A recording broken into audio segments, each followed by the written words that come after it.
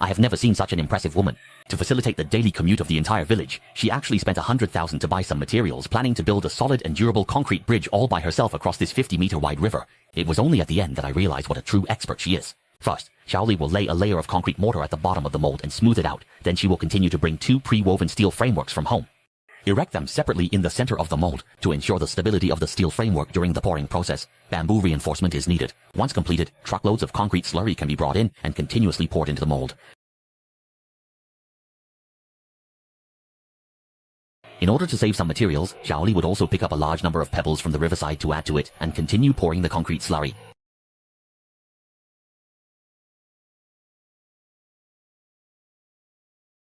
Once the surface reaches the height of Zuoxi, use a trowel to smooth it out. At this point, the pouring of the first bridge pier's foundation is temporarily complete. After taking a day off, on the second day, Xiaoli hurried to the site and found that the cement base had completely solidified. She quickly removed the wooden barriers outside and began preparing for the construction of the next bridge pier. To ensure the smooth progress of the construction work, before building the second bridge pier, Xiaoli first piled up the surrounding outdoor area and built a temporary dam to block the water flow outside, thus ensuring the dryness and safety of the construction area. Next, Xiaoli would pull a straight line from one side of the river to the other, using it as an important reference for the subsequent construction of the bridge pier. Additionally, a tape measure is needed to accurately measure the distance between the first and second bridge piers to determine the construction location. After repeatedly confirming the accuracy, you can use the wooden boards dismantled from the first pier to assemble and arrange the required casting boards. Once the boards are joined, bamboo poles and stones are used to secure them halfway, ensuring that the mold will not be pushed open by the pressure of the concrete during casting, which also guarantees the quality of the pier's shape. The subsequent steps simply need to be repeated, following the casting method of the first pier. I won't go into too much detail, as I'm sure a smart person like you will understand it at a glance.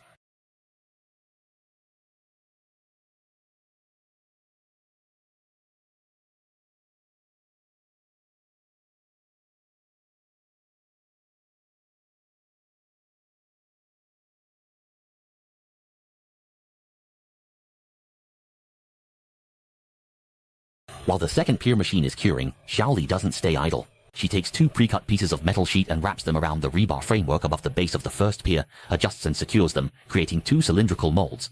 These will provide the perfect shape and support for the 2 concrete piers to be poured next.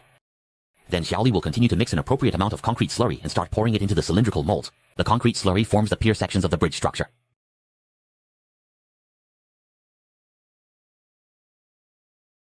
When the pouring of these 2 pillars is completed, they will perfectly integrate with the base below, thus constructing a qualified and sturdy bridge team.